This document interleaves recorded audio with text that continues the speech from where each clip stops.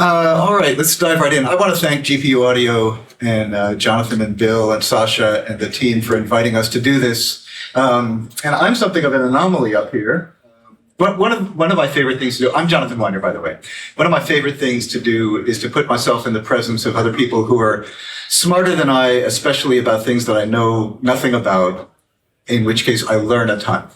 It's a great way to go through life. I highly recommend it. And eventually you start to develop a little bit of a vocabulary and a sense of how to contextualize things that you're learning about. And so here we are. But they're really the ones who are sort of have the deeper knowledge about AI. I want to say we're going to use the term AI as a catch-all. I assume everybody that's here is aware of the fact that AI doesn't really mean anything unless you give it a context.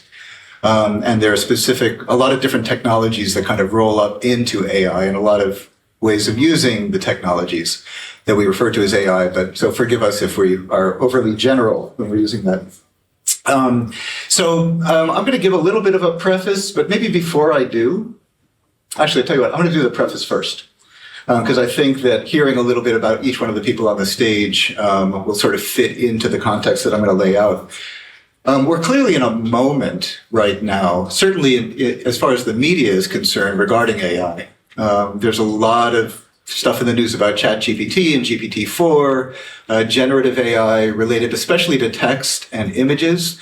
The media doesn't seem to talk a lot about music, maybe because it's harder, maybe because it's less sexy. There could be a whole bunch of reasons for it. But there's been lots and lots of developments in this arena going on over the last, 10 years, 15 years. I remember working with Jean-Claude Risset, who was programming a computer that he could perform with.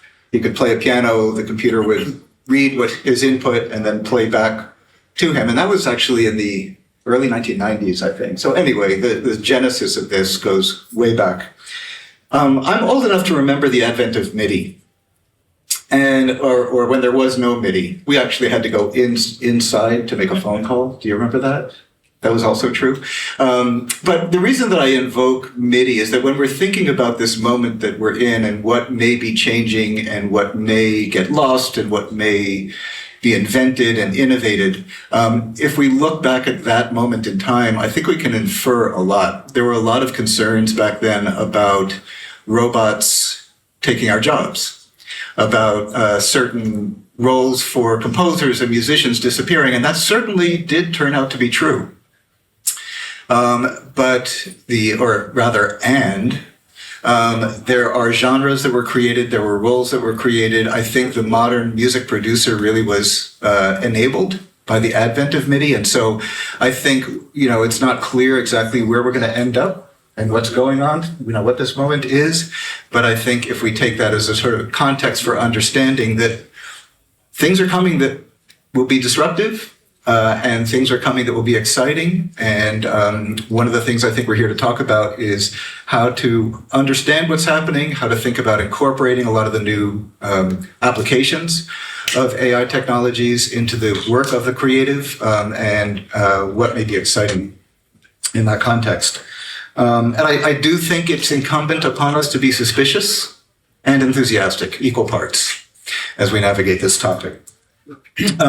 So let me just hand it over to you three and ask each one of you, maybe starting with Zach, introduce yourselves, the name of your company, and I'd love to hear just a brief sort of statement about almost a philosophical statement about your intention and the way you think about implementing AI in the context of the work. Sure. Hi, all. My name is Zach Evans. I'm from Harmonai. And I see AI in audio as a great potential to expand the sonic space that we work in. A lot of the production, I come from the electronic music world, and a lot of the production techniques in electronic music have relied on a lot of the same math and the DSP math, FFTs, resonance, things like that we've had for the last 50, 60 years. I come from a space where people are always trying to find new sounds, new styles to try to set themselves apart. And so things like AI that can be used for sound design, for composition, for mixing and mastering, for any particular part of the music production process, given different models, really look for people to be able to have more tools, have more math to be able to expand what they make, and also kind of just exploring just the world of semantic spaces in audio, being able to create new things, not just trying to reconstruct things that are already possible, but expand the space of what we hear and what we conceive as music. That was awesome. Thank you. Hi everyone, I am Koretzky. I'm the head of AI and audio science at Splice. My background is in engineering, computer science, but also product. And for the past 10 years, I've been on a mission to empower creators at the intersection of core tech and experience design. I think at Splice, what we've been doing for the past 5 years is trying to build core tech and experiences that empower creation, empower human creation. And I think this third wave of AI can only enhance the human expression. And we talk a lot about how AI can augment the sonic boundaries of human-made content and the human creation process. So I think it's a great time for human creativity. Yeah, I'm Andrew Fyfe. I'm an AI applications engineer at Qosmo. And just to echo some of the similar themes there, we at Qosmo are all about extending creativity and what's currently possible with tech using AI to further that and to cover new possibilities, new sonic possibilities, stretch what we can do with interfaces as well, and using AI to kind of automate different things and uncover new timbre sort of domains that are maybe impossible without using these new innovative technologies. And part of what we do at Qosmo is actually trying to use art to sort of direct the process of creating these technologies and working with these technologies. We also not only try to discover new ways of applying AI to cover new ways to be creative, but we try to break AI as well, and the misuse of technology is also a key theme of something that we explore at Qosmo as well. So yeah, we try to innovate, and we also try to break technology to uncover new things. So. Great. We'll definitely come around to this idea of breaking things in creative uses of this technology in ways that it gets used that are not expected or maybe not intended. So my next question for you all, and maybe Zach, I'll ask you to start with this.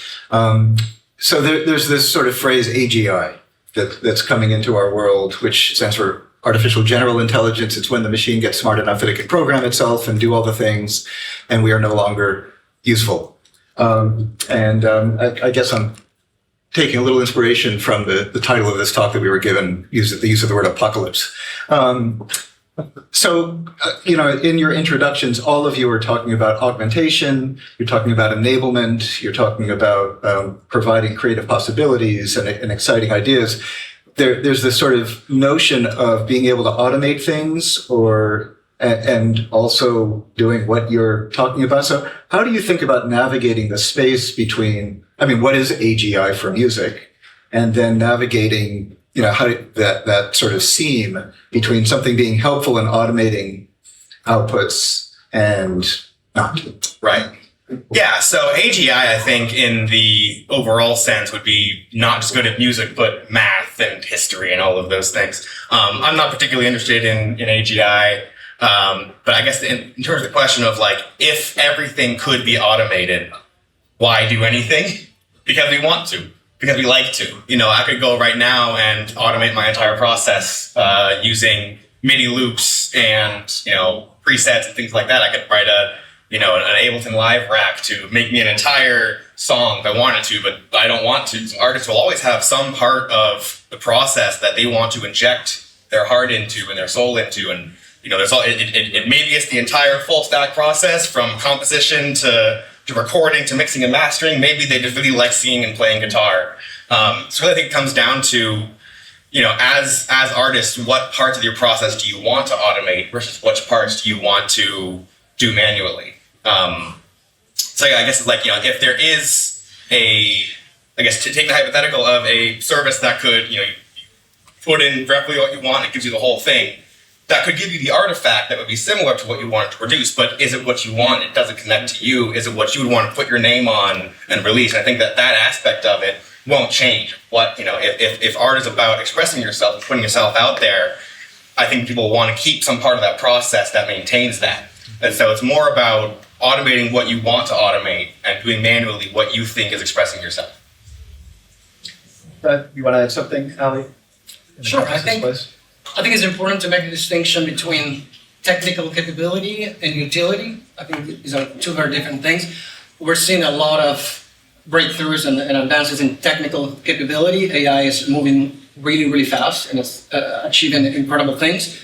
But if we contextualize this in the context of empowering human creators by developing tools that can augment them, then we need to start getting very intentional in how you develop both for technology and user experience. So if you think about AI models in general, and I'm sure many of you have played with Midjourney or DALL-E 2, these AI models can be extremely good at giving some input, give you an output that is good enough. But when it comes to refining that out or trying to customize it or move it into a certain direction, AI is not very good at that. It's actually very challenging. So this end-to-end nature of AI models most of the times leaves little to no room for creative input along the way. And what ends up happening is that human creators disengage because it's not the type of thing that you want to see as part of a creative tool. So I think there's no one right or wrong way to do things, but if we're talking about building tools to empower human creation, you need to pay special attention to how you deploy AI systems. Yeah, I mean, I'd probably say similar stuff. Like the concept of AGI as a musician and an artist seems quite boring. The just sort of being able to do everything for you. And I think there's definitely a value in the as humans, the creative process, actually being involved in some way and that to, as I was saying, injecting some sort of part of you and music and the art that you do. And I think working with AIs that you can kind of curate or instruct in different ways to then having some sort of creative output and some result that's interesting is much more effective use of working with AI, and it's kind of what we focus on, all of us focus on as well with our own research and work. And so I think the concept of an AGI probably something that's uninteresting to artists. It sort of juxtaposes what it's all about, and I don't think it would be kind of accepted. I think something like that could be can do everything. There's some debate on whether something like an AGI could maybe handle some sort of functional work that potentially could be automated that is less, expressive in some way. But I think just a core part of being human is wanting to be expressive and to impart part of you into your artwork. And I guess that doesn't gel well with an AGI. I guess the concept of an AGI. Yeah, I just want to pick up on what you just were talking about. I think, and maybe drill down one level here. In the context of designing systems, clearly there are certain things that are in some way, shape, or form, if not automated, we facilitate an activity for the user in a way that is sort of tantamount to automation, right? To do the kinds of things you would do in a sort of a text to audio sort of generative step is something that you couldn't do manually, or it would take you a very, very long time. And so it's the initial input to get the creative sort of expression out and to give something back. There is maybe a lack of sort of user input at that stage. But then once you've given them that initial feedback, or that initial result, how do you make sure that the user remains in control, that the human's still at the center of what you've designed? Anybody? Ali? Yeah, I think it goes back to what I was just talking about. It's you need to design. It's very challenging. I mean, when you think about AI versus traditional rule-based software, traditional software is deterministic. You have complete control and visibility of what's happening. So it's not that hard to keep the human at the center, because you have full predictability of what happens. With AI, you move into like a probabilistic way of solving problems, and that becomes non-trivial. I think, the way I think about this very holistically is AI can be really good at capturing intent in different modalities and giving you that 0 to 1. So the automation goes from 0 to 1. But as I mentioned, that next step doesn't come for free. AI is not great at that. So I think the answer is a combination of how you design the core technology and how you package it in a user experience that provides simple mechanics for the end user to be able to say, good, I like this starting point, but now I want to go into this direction, that direction. And it's an open issue. It's not easy. There's no recipe to do that. But it starts with that awareness that it won't come as an accident. You need to design your solutions in order to keep the human at the center. And at Splice, I think we've been very aware and intentional for the past few years in how we deploy AI, and we've been making good progress in terms of that paradigm. Yeah. I think that one of the nice things about music compared to, say, images, something like Midjourney, you can put in the prompt, you get a full final image, which if your goal was to have an image, there you go, you have it. You could try to modify it or figure out a way to get layers. I'm not a visual artist, I'm not too familiar with that. But with things like with audio, you could get out a sample, and then it's still up to you as the artist to compose that into a larger piece. It's more about with these, again, going back to the automate what you want, you do manually what you want.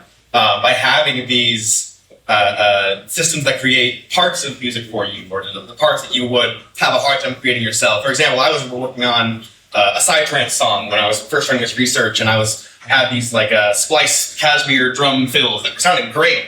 And I had already used all the ones that I had in the pack that I had bought, and I realized it'd be really hard for me to make more of them because I don't have a drum kit to record. Trying to take those things and move the drums around didn't sound anywhere near as good. But I was working in the image space, the image AI space, where I could take in a picture and get a variation of that by just saying, vary this semantically. And I realized that would be a great use case. I need more drum fills. I need more bass sounds. And I've got ones that I like. I need ones that are similar to those, but not the same.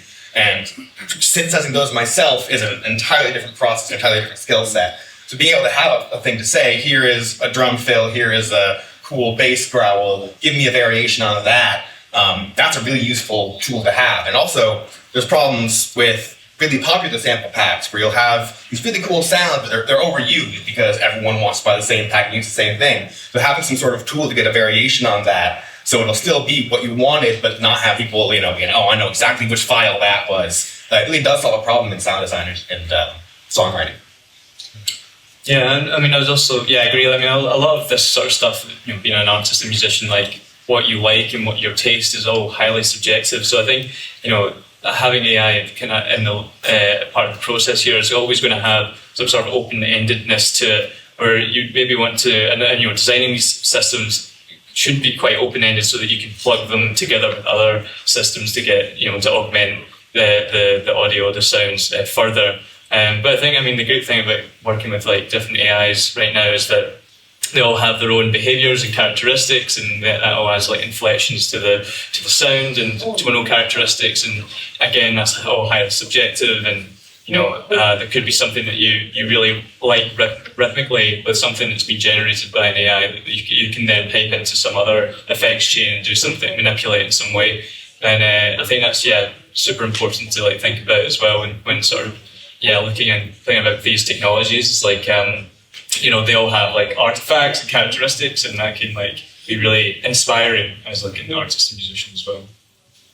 I think it's also important to realize that the concept of creativity evolves with technology, right? So as you continue automating more boilerplate processes, human creativity manages to go somewhere else. So, okay, what is my place now in this new scheme of things, right? So I think that's very important, and that makes things even more challenging because you can say, okay, how do I keep the human at the center? But that center moves with technology as well, right?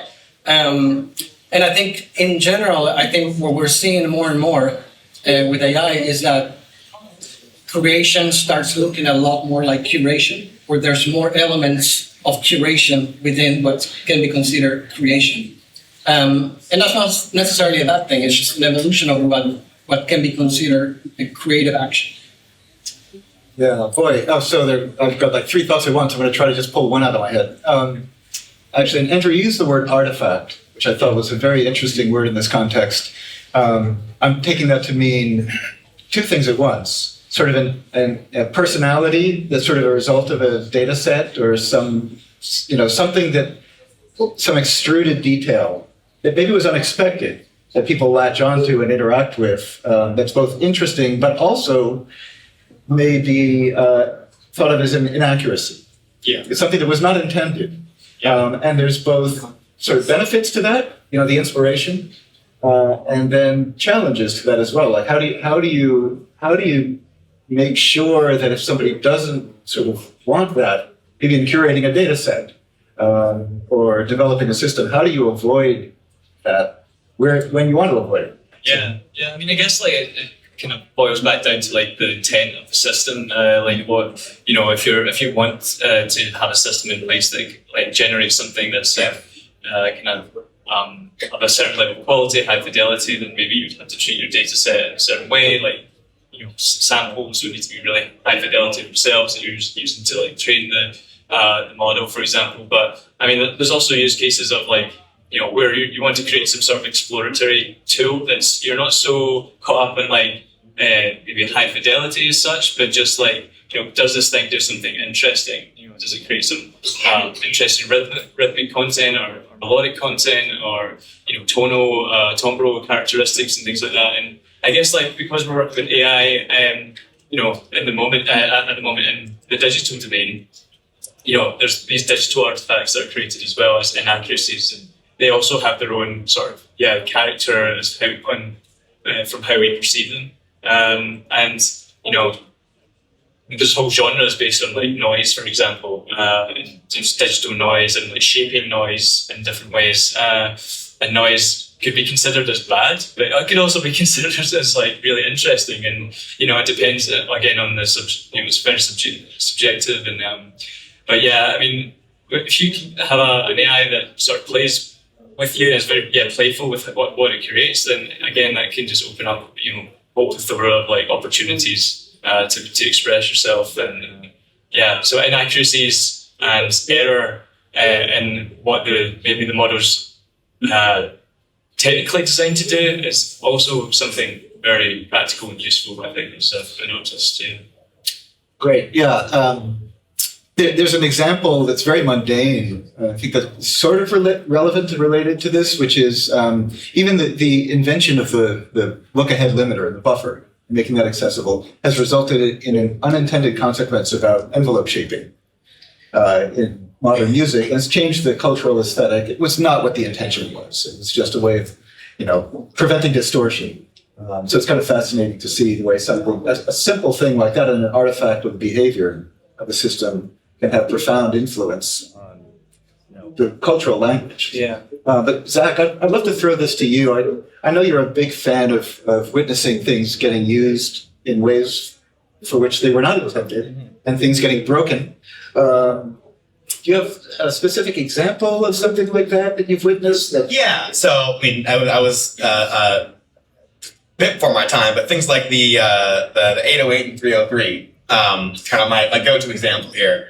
Of the TV303 bass synthesizer by Roland was made so that you could have a bass line playing next to you while you were playing guitar and singing at your open mic or whatever. It was made to replace bassists. Did it sound like a bass guitar? Not really, right? It was the 80s. It sounded like a Roland bass machine. But take that resonator knob, turn it all the way up, take that sequencer, and you've got the beginnings of acid house, and that is what created rave culture. So by taking these, things like auto-tune. Is a classic example, right? The guy that made autotune was making that to help singers sing better. And then Cher turned the timing knob all the way to 0, created a new effect, and that created 2 decades of vocal sound design.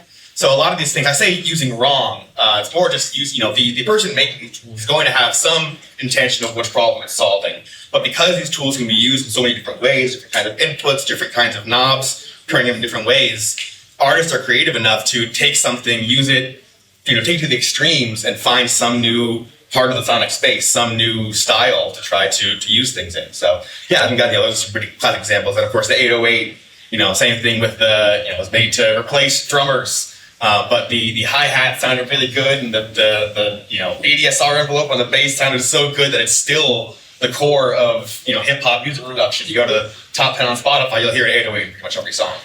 So yeah, that I'm really looking forward to in terms of these tools, particularly when they're so open-ended and so stochastic. It's like, what will people find in these spaces? What will people be able to take and make their own style, and really just taking this other technology and turning the knobs in a way no one else thought to do.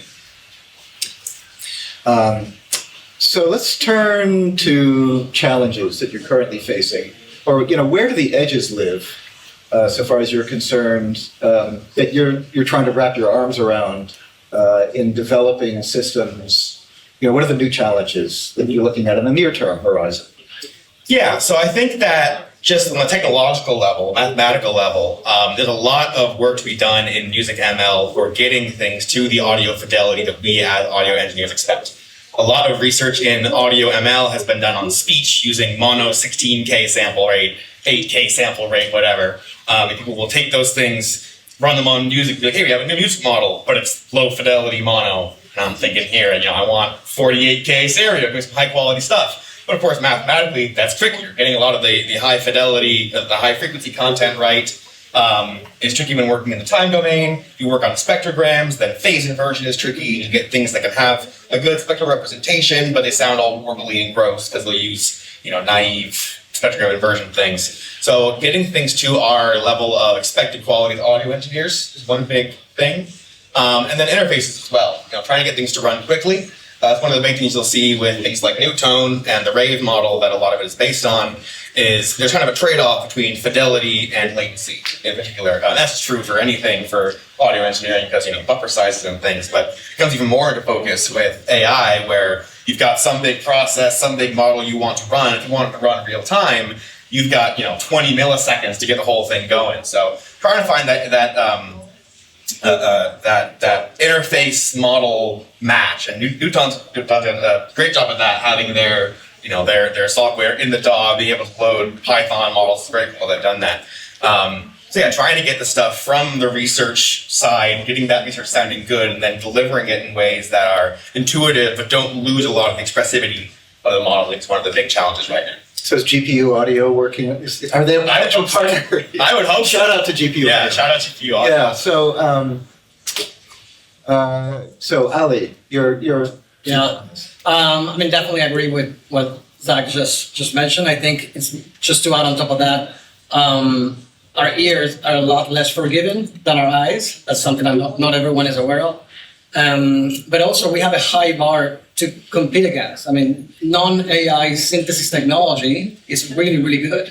Like there's been decades of state-of-the-art physical modeling and stuff. So to get to the quality that generative or neural synthesis is to get, there's a lot more investment that needs to happen. We're not there yet. I'm sure it's going to happen.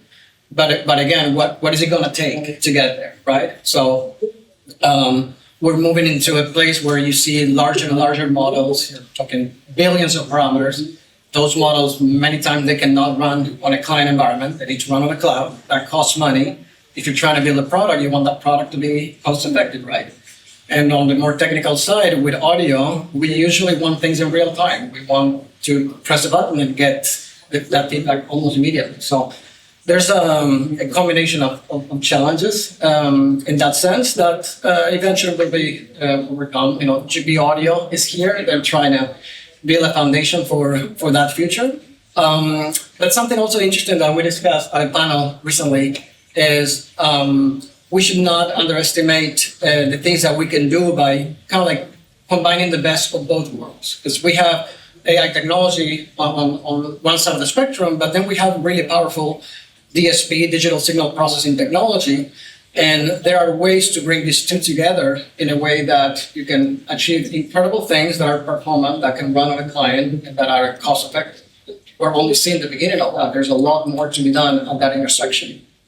Yeah, I love that. Actually, I saw you look at Josh Hodge. If you're not familiar with the audio programmer, and recently they ran the Neural DSP competition, which was just brilliant, exposing some of the new developments and that's coming out of research and also little startups. So thank you for your great work. Appreciate it. I can't prevent myself from saying out loud. So among other things, I'm an educator and a mastering engineer. And so I'm always interested in how these systems can not only augment our capabilities, but teach us things. And I'm also really interested in virtuosity and refinement. Because at the end of the day, you're given a result, and that initial sort of creative prompt that comes back from a system is really cool, and then what? And if you don't have the ability to manipulate it or refine it in a way that's more subtle than what it needs to just sort of refine the prompt, then I become a little bit concerned about hitting a brick wall, so to speak. So could you talk a little bit more about efforts that you're aware of to sort of marry parameterization? Is that a word? Yeah. Is there a better word? Conditioning. I mean, there's Okay, great, thank you. See, I'm learning things. And sort of the data sets and the results that come out. Yeah. I mean, there's a lot going on. Ever since things moved into unsupervised learning, so we have supervised and unsupervised. The past 5 years have been really unsupervised, right? And that is incredible things that you can achieve, but it comes at a price. So you don't always know what's going on. So in the past 5 years, there's been lots of efforts to try to control what's happening. And in the best case scenario, like you say, given an input, I get an output. How can I tweak that output in order to get to the next level? It's not a solved problem. There's been investments, things like conditioning or that kind of stuff. And that's going to become better and better. But that's not the only way to think about it. There's other ways to think about how you deploy AI in conjunction with engineering to deliver on that. So give you a quick example, like little self-promotion, but Qosmo by Splice, we faced that challenge early on. We said it's not enough for the user to press a button and have a good sounding arrangement. We need to give them some control for them to remain at the center and make them their own. So we came up with this swipe. So when you open the app, you can swipe on any layer, and that does exactly that. It allows the user to be in control and navigate that first output and take it to whatever direction they want. And that is the result of packaging AI technology in a good engineering, with good engineering to deliver on that. So in this case, I can ask the system to not just give me one output. I can ask the system to give me the 10 or the top 100 best outputs. So that allows me to iterate or go through different options. And this goes back to this idea that creativity is looking more and more like curation. The ability to manifest an intent, get an output, but then have optionality. And then I can curate that baseline, and then I go back, it's a full circle, go back to the next intent input to get to the next level. So that's kind of like a paradigm that we strongly believe in. It's not the only way, but it's definitely at times easier compared to trying to control AI models themselves through things like conditioning, that kind of stuff. In the best case scenario, those two things are going to converge and you're going to capture the best of both strategies. Oh, actually, as you were talking, I'm really sorry. Alex Weinkheimer was going to be with us from Sonneville, was unable to join, but they're very focused on not only providing processing solutions, it's also true of Isotope, where I worked for many years, providing insights and kind of an implementation of solutions relying on traditional DSP based on the insights that are provided by the signal analysis. So it in some ways it's coming at it from the other side. It's without the artifact, so to speak, because the approach to the signal processing is largely traditional. So I think having both of those inputs to try to come at this challenge are interesting. At one point beforehand, we were talking about the notion of access and accessibility, and I think I'll combine two sort of different thoughts here. One is it's expensive to have access to the technology. It's expensive both from the standpoint of the user's technology, what they have in front of them, and it's not going to deliver real time, but how slow is it going to be? And also the access to the language so that you could actually think about designing your own tools or your own models. Just thoughts about trying to reduce the friction in getting access. Yeah, Andrew. Yeah, so like for example, the Newton project that we do at Qosmo is one of the fundamental parts of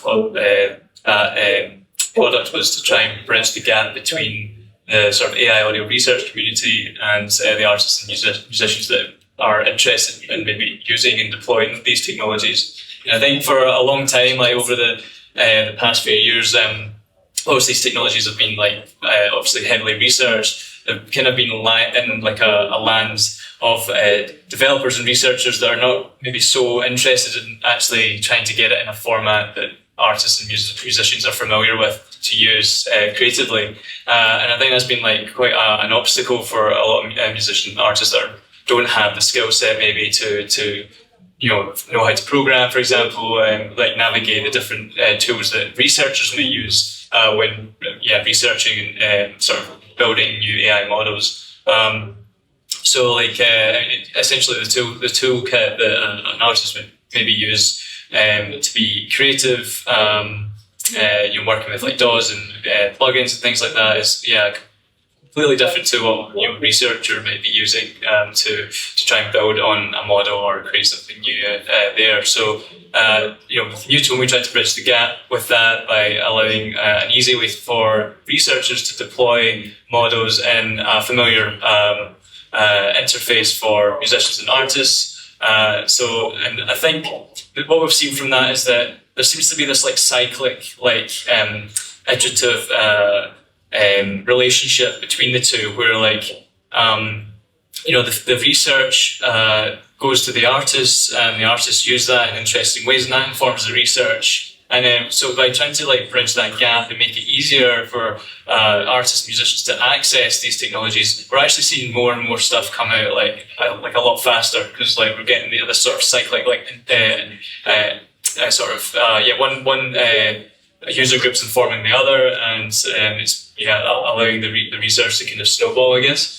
And that's something that was not maybe previously possible in the past. So we're seeing a lot more of these platforms kind of come out, which is trying to find ways of getting the research to the creative users, so they can actually start working with it, because that again informs the research and what's maybe people are using it for, what's interesting, what should they be focusing on, it's I think that's super important to consider as well. Are there places that people can go to participate in a meaningful way in this dialogue? That's a good point. Yeah, no, exactly. So that's another thing that's kind of been very huge in the last few years. Actually, is all the emergence of all these communities, and we're now seeing these communities that are filled with researchers, academics, and the artists and musicians. And they're sort of coexisting together and working together and building, informing the development of all these new tools in a way that was we didn't see in the past, I guess. And potentially academics are seen as cool now in a way. There's they coexist in the same sort of events, and there's a lot of artists, musicians that are attending talks of academics, because they can see how practical maybe the research is, and I feel like they're a lot closer now than they've ever been, and there's a lot more technologies that are constantly coming out to try and narrow that gap between the two. A lot of, that community aspect of it was a lot of the goal of Harmonai. Harmonai is not just a part of the AI and part of a company, but it's first and foremost a community. It's a Discord server to bring together the researchers, the artists, the enthusiasts to say, here's what's happening right now. Here's where you can help. Here's where you can be a part of this. to try to bring a lot of the research out of the closed labs where it's been growing. I mean, I got into AI music a few years ago when I found OpenAI Jukebox, and I saw just the potential for this stuff. And I tried to dive into it, figure out the code bases that were out there, tried to find a community of people that were actually that I could work with. Because I had spent the previous few years on Discord with electronic musicians, learning from them, being able to hop into voice chats and really being part of it, trying to bring that same thing to the research sphere where at the time, I really wanted to be a part of it. Oh, I have to go work for OpenAI or Google. And I was happy with my job and didn't want to jump ship. That changed a few years later, so now I do this. But, part of it is this is so cool and it's going to be so impactful for art that I really want artists to be in the conversation, in the process of it, figuring out alongside us, like you're saying, that cycle of research to artists and what do they actually want, how can you help them. Making it a community asset, I think, is really important so that it's not just a few people at the really big companies making decisions for artists. I encourage everybody to go and check out the Harmonai Discord, where I spent a little time and learned a ton about what was going on in that community, and a lot of sort of open access, ungated sort of results that you can look at there. Pretty fantastic. And a bit more about that. As part of Stability AI, we provide compute grants to different researchers and groups trying to push forward the open source stuff. And open source is really nice because if it's just a thing you can download and learn a computer, it's pretty much free, minus the cost of having a GPU and knowing how to run these things. So in terms of access, like you were saying, a lot of these really cool tools in music production can be an awesome VST that costs $300. And for the bedroom producer who doesn't have a job or is 15 years old and is still in high school, they can't really afford that. So trying to have these technologies in a way that are accessible is really nice for that. It occurs to me, we're not experts in this area, but it's worth raising. We talk about accessibility and we talk about, so I want to bring in the diversity piece to this, both DE and I, cultural diversity, music diversity. One of the things that I've been keenly aware of is a lot of this space is occupied by electronic music production, partly because I think it's less expensive, it's easier. I also think the kids love their electronic music. And they're sort of the ones developing a lot of systems or the data sets and the tools that we're working with. But I also think about language. I think about different identities being represented in whatever way that's possible. Any thoughts from you all about how to navigate that space? I know it's kind of a big ask because you're thinking about a lot else. We didn't talk about this before, but I feel a sense of responsibility to the world to bring it up. So. Yeah. What about the violists of the world? I mean, come on now. Well, I think that part of a lot of the reason that this gravitates towards electronic music is mostly because that is the community that can take advantage of these technologies earlier, right? If this stuff is, if I've got my dance diffusion models that can make a second to three of weird noises that might be kind of glitchy. Right here. Yeah. Right? Yeah, then that's great. If you've got artists who their whole style is putting together weird glitchy sounds, then that's a great product fit for them. If you are as I said before, I don't really have anything yet for the person playing acoustic guitar and singing in a cafe, right? A lot of this comes down to is the technology, what is it good at making and what genres and artists is it helpful for?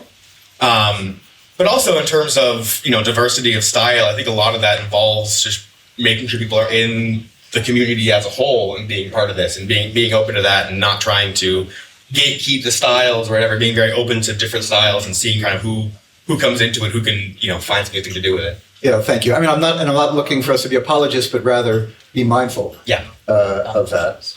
Yeah. And I think it comes down to also build for specific types of creators, right? There's no one right way to make music, and there's different types of creators. So there's going to be tools and technology that are, work great for a vocalist or someone who only records guitar or an electronic music producer. So before, I think there's always been this notion of we're going to build this tool and, people are going to figure out how to benefit from that. There's been a lot of that in the past 2 decades. I think now we're seeing more granularity in terms of who are you building for. And I think that's very important. There's obviously, the aspect which is not specific to to music. And in the case of AI models, how do you train these models? And everyone here, I'm sure, has heard about bias in AI models and data, and obviously that's a big topic. I do love, as I was just mentioning, early involvement of the community with wide representation across backgrounds and skill levels and industries is an opportunity, I think, to bring early constraints and in how you design the systems in a way that resonate with a large pool of people. Great. Yeah, thank you for that. One of the questions I remember coming up early and often was, can the system learn me? And if there was some way of incorporating the idea of training a system, putting the user at the center of the training, that could be a shortcut to sort of dealing some of this too, because by definition, you're now representing that person. And that was one of my goals with Dance Diffusion, which is one of the models we put out. The models we have out there are trained on pretty small data sets from artists that sent us their sound design or their songs. But the key of it is also the tool to be able to fine tune it on your own stuff. So you can take your folder of samples you've been making over the last 10 years or all your songs, put them in a folder, run the code, train your own model on your sound.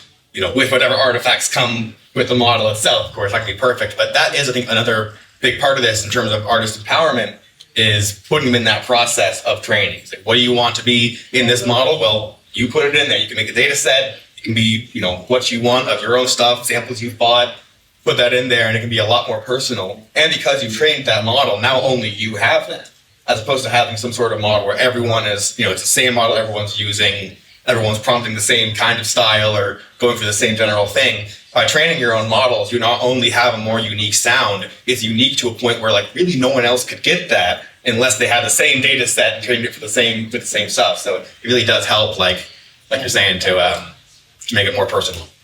And I think we're going to see more and more of that. We're already seeing the idea of personal AI, especially with GPT and all that, ingesting, retraining or fine-tuning a model on your own history and transactions and personal data and values. And that's going to be incredibly powerful.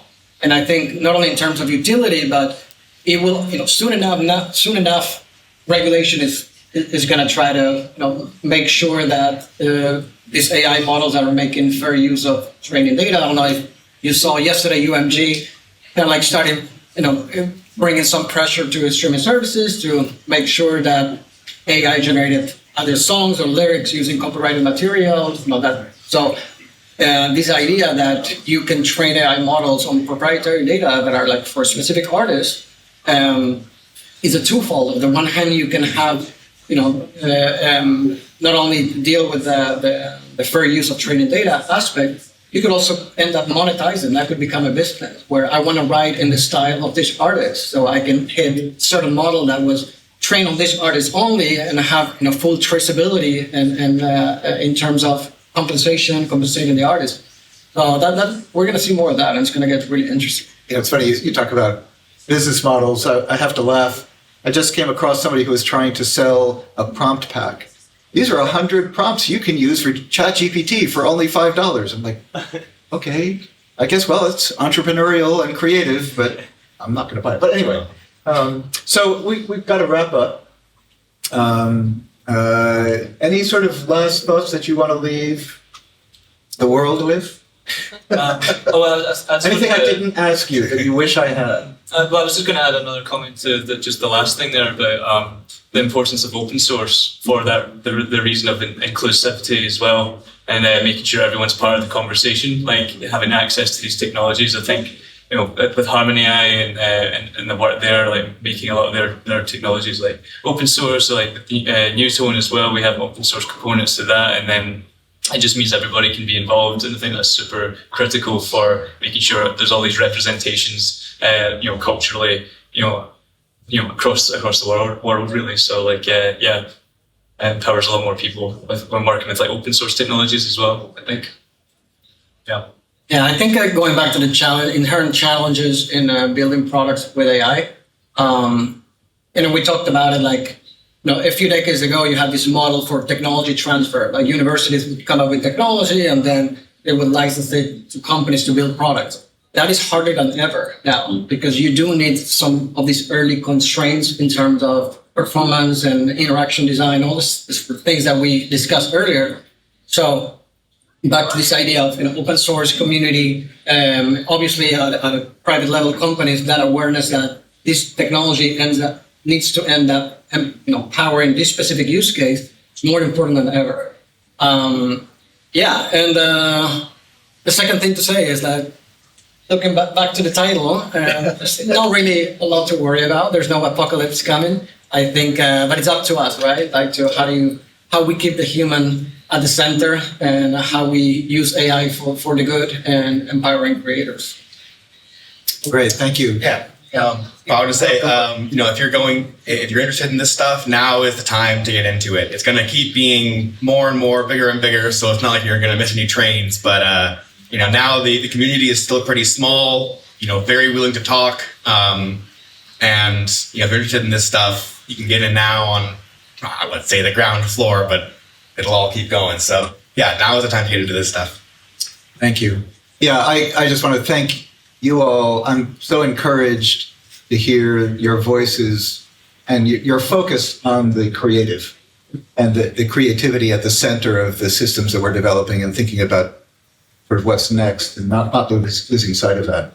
I appreciate that very much. And I absolutely encourage everybody here to pay attention to the space because if for no other reason than to just be informed about what the tools are. Without that, I think we can easily fall into the trap of being very, very afraid of the apocalypse. So anyway, thank you all for being here so much. Thanks to GPU Audio. Thank you to Zach and Ali and Andrew and Jonathan Wyner. Enjoy the rest of NAMM. And if you want to know more, please follow up with him. Thanks, everyone. Thank you. Thank you. Thank you, Jonathan. My pleasure.